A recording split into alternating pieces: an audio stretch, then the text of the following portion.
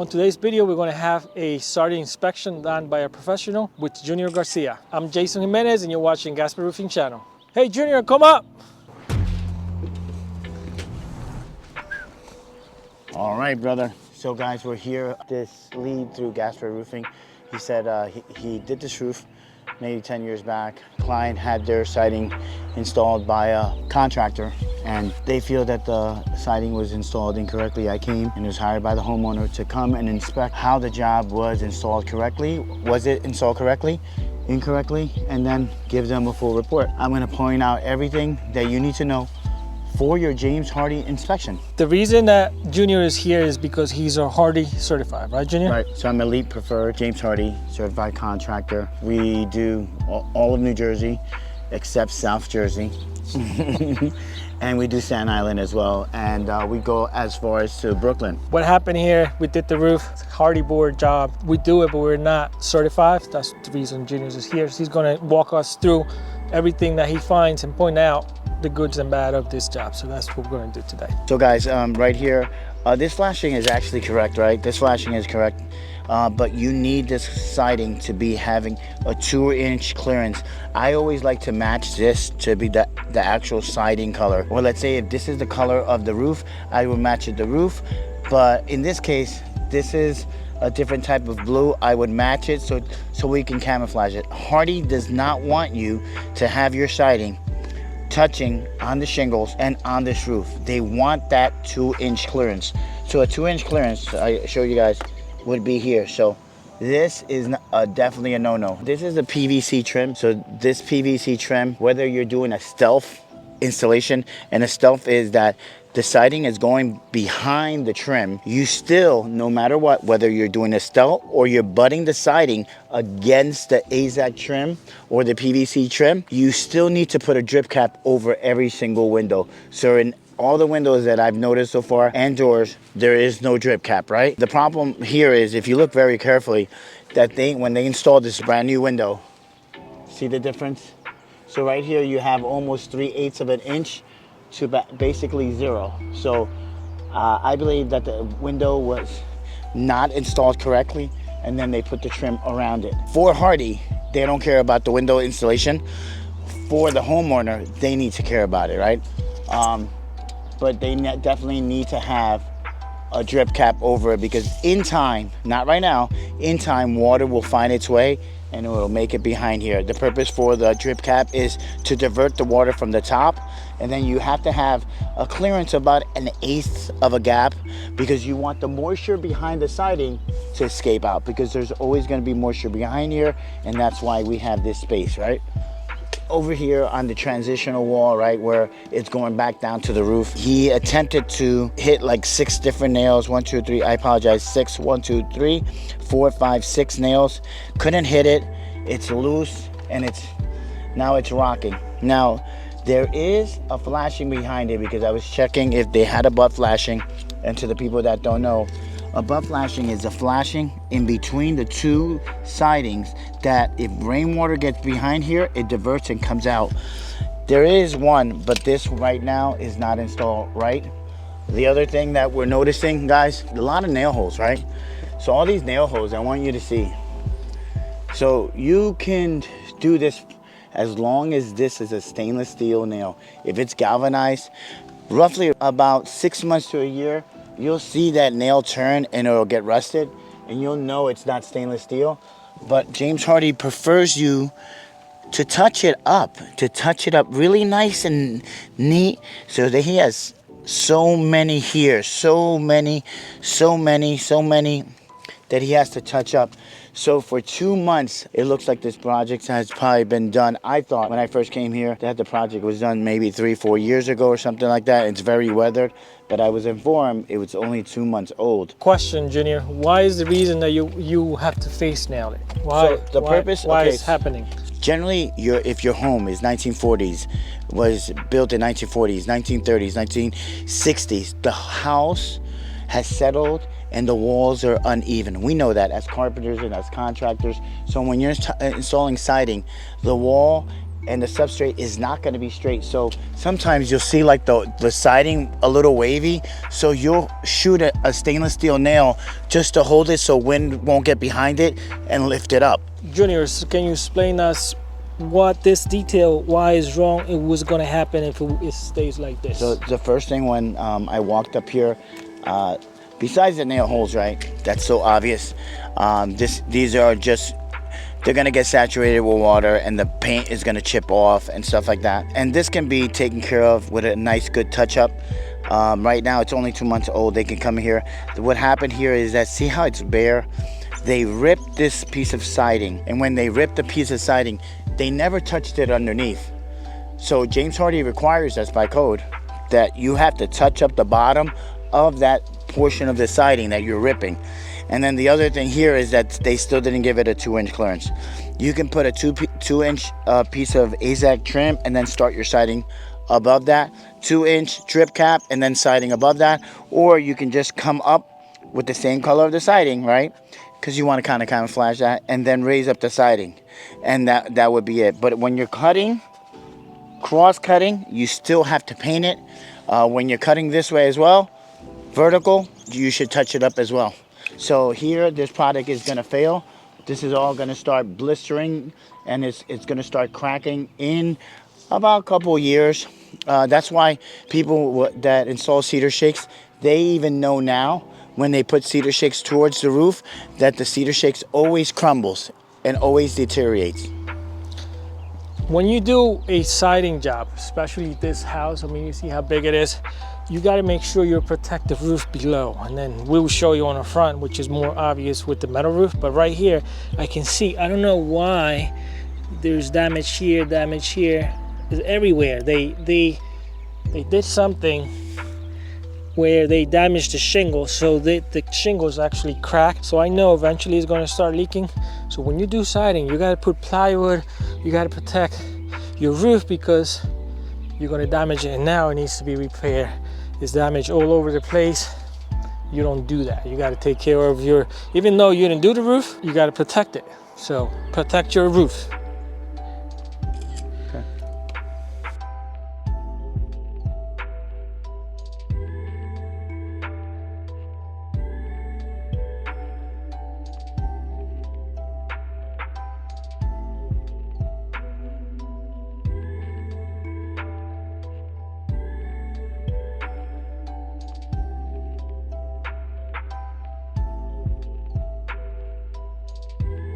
What's happening there, Junior? Explain to me. Teach me, please. As soon as I came in, if you look at the iron rail, go look outside.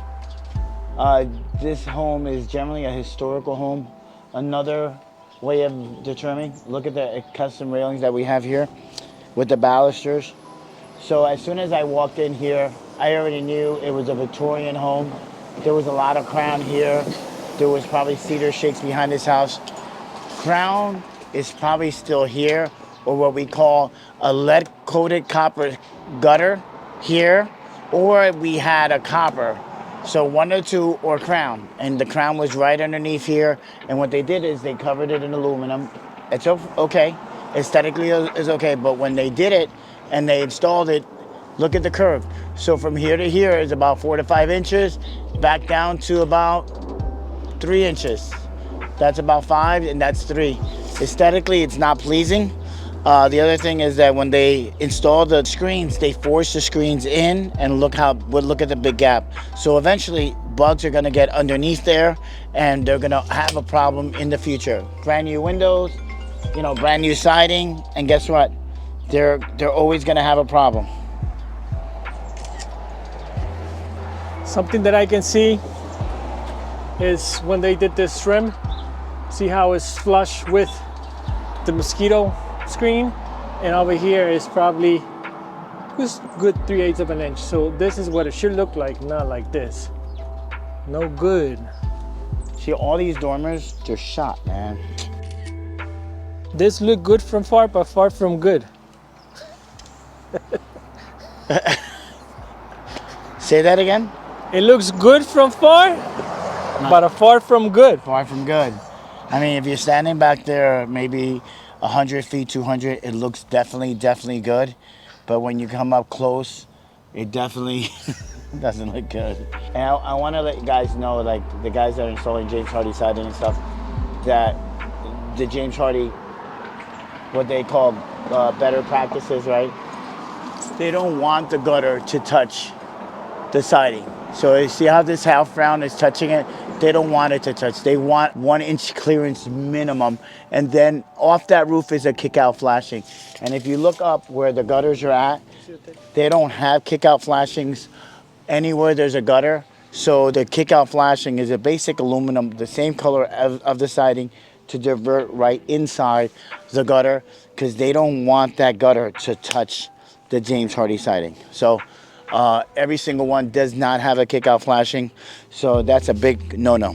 So guys, this is a trim piece that they fabricated, probably a 22-degree angle. It's 9 feet.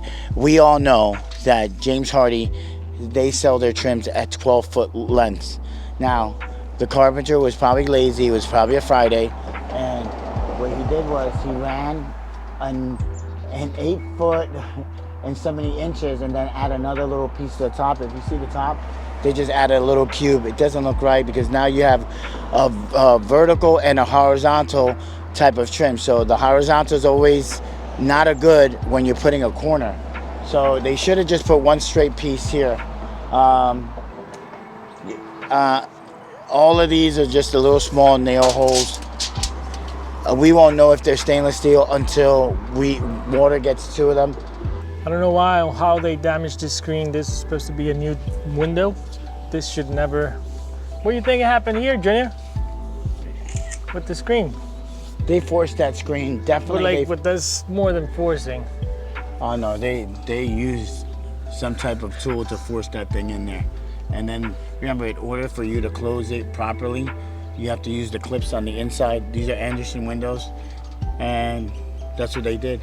You gotta get some type of gap, some type of movement. Check this out. Oh, not good. Junior, when you finish with a siding job, should be any exposed wood? There shouldn't be no exposed wood. This is definitely a no-no. Guys, take this seriously, because what happens is that you'll get termites, birds, any type of pest will come here. They'll migrate, they'll live, and they'll make it their home. And then now you have bugs trying to come in, carpenter ants, termites, or anything else.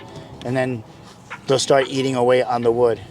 The other thing is that since this is not pitched away from the home, the water may come back out, and that wood behind here may get rotted. Check this, Junior.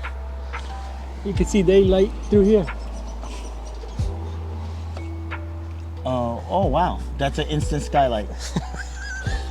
So they definitely need to caulk this.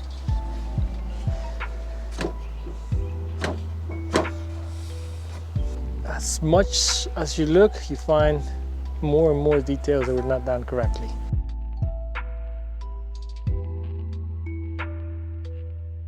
This wind is going to do this, the wind, and eventually rip it off. So it's no good. So I know that there needs to be an expansion gap there.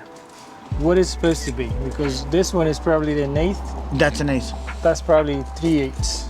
Yeah, that's a bigger gap. So what it should be? It should be generally for this, because a lot of people don't know that James Hardie is still dimensionally stable. It's not like vinyl, that a vinyl will move constantly. This will move something minimal. So that's why they want you to have some type of an 1/8 of a gap. But when you have a more than 3/8, half an inch, and you're caulking that, what happens is that caulk is gonna fail in time. You know what I think happened here, Junior, and I want you to confirm my theory. They caulked the top, And they took it out. And you see, it tells me why, because you see how the paint is coming off. You're absolutely and then the aluminum is dirty. It's not supposed to be like that. So I think they sealed that, and then they came back and... You're absolutely right. So they need to have that 1/8 of a gap over the drip cap of any type of penetration, right? So the moisture can run back out. And what happened is they did caulk this, they scraped it out, and that's the results of it, you know? Yeah. Bang. Everything that you see like a bigger shadow, that's lifting. So it needs to be corrected. What could it be done different here in this corner? So there's. So definitely I would have went, I know that this is a transition to the deck. I would have went ahead and did an extra step and put a piece of AZAC, put it from here all the way over, covered this exposed wood, because if not, you're always going to have some type of birds and you're going to have water coming dripping down and you're eating away the ledger board. Remember, this is still an existing deck and the ledger board goes straight across and that is supporting this deck. So if you have water or any open area, it's going to deteriorate, it's going to fall, and you know, you're going to get pests going in there. That is so bad. So seam over seam. So this is a definite no-no. If you want, so you have it.